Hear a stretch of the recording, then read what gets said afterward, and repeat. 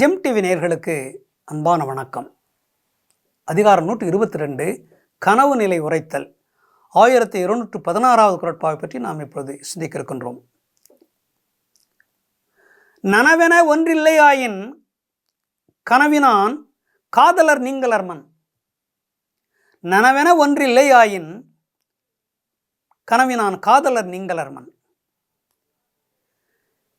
நாங்கள் நேரடியாக ஒருவருக்கொருவர் சந்தித்த பொழுது, நாங்கள் கொஞ்சுகின்ற பொழுது, இரவிலே நாங்கள் உறங்குகின்ற பொழுது படுக்கையிலே எல்லா விதமான நான் விரும்பிய எல்லா விதமான இன்பங்களையும் அவர் கொடுத்தார். அவருக்கு என்னென்ன இன்பங்கள் பிடிக்குமோ அந்த இன்பத்தை எல்லாம் என்னிடமிருந்து அவர் பெற்று அனுபவித்தார். அப்படியெல்லாம் அவர் செய்திருக்கவில்லை என்றால் இந்த கனவிலே அவருக்கு நான் இன்பத்தை தர முடியுமா? கனவிலே கூட நான் இன்பத்தை தருகிறேன் என்றால் அவர் நேரடியாக அவர் என்னிடத்திலே வீட்டில் இருக்கின்ற பொழுது ஒன்றாக இருந்தோமே, அப்பொழுது என்னென்ன கொடுத்தாரோ அதையெல்லாம் அவர் கொடுத்த காரணத்தினால்தான் அதை நினைத்து கொண்டிருக்கிறேன். அவர் ஒன்றுமே கொடுக்கவில்லை, வெறும் சிற்றின்பத்திற்காக வந்து கட்டிலே படுத்து விட்டு போய்விட்டிருந்தால் இவ்வளவு இன்பங்களை கனவிலே நான் காட்ட முடியாது, கனவிலே தர முடியாது, அவரும் தர முடியாது, நானும் தர முடியாது. நாங்கள் நேரடியாக கட்டிலே உறங்குகின்ற பொழுது, இரவு நேரங்களிலே நாங்கள் ஒன்றாக உடல் உறவு கொண்டிருந்த பொழுது பலவிதமான இன்பங்களை நாங்கள் அனுபவித்தோம். அதை அப்படியே மனதில் வைத்து கொண்டிருக்கிறோம். அது இப்போ கனவிலே அதை அப்படியே செய்து காட்டுகிறோம். எந்தெந்த இன்பங்களை எப்படியெல்லாம் நாங்கள் அனுபவித்தோமோ அதை கனவிலே நாங்கள் இப்போது அப்படியே செய்து காட்டுகிறோம் என்றால், அந்த நனவிலே அப்படி செய்யவில்லை என்றால் இப்படி செய்ய முடியுமா? அப்படியெல்லாம் நேரடியாகவே எனக்கு அப்படிப்பட்ட இன்பங்களை அவர் தந்தார். அப்படி தந்திருக்கவில்லை என்றால் இந்த கனவிலே இவ்வளவு இன்பத்தை நான் அனுபவிக்க முடியுமா?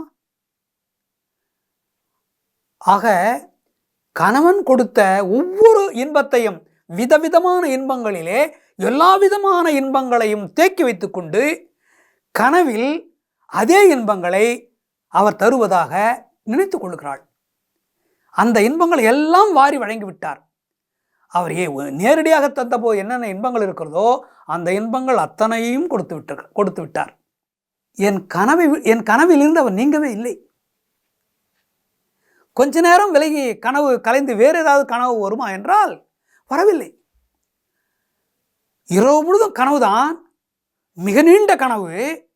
அந்த கனவு முழுவதும் அவரே இருக்கிறார். நான் கண் விழிக்கின்ற வரைக்கும், காலையில் எழுகின்ற வரைக்கும் கனவு கண்டேன். கனவு முழுதும் அவர் என் மனதில் அப்படியே நிறைந்திருந்தார். என்னோடு பேசிக் கொண்டிருந்தார், எனக்கு இன்பத்தை கொடுத்து கொண்டிருந்தார். அடடா, நேரடியாக அவர் என்ன அப்படி கொடுக்கவில்லை என்றால், பலவிதமான இன்பங்களை கொடுக்கவில்லை என்றால் கனவில் இப்படி நான் கொடுக்க முடியுமா?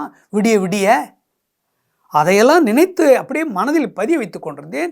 இப்போது கனவிலே அப்படிப்பட்ட இன்பங்களை பெறுகின்றேன். கனவு மிக நீண்ட கனவுதான்.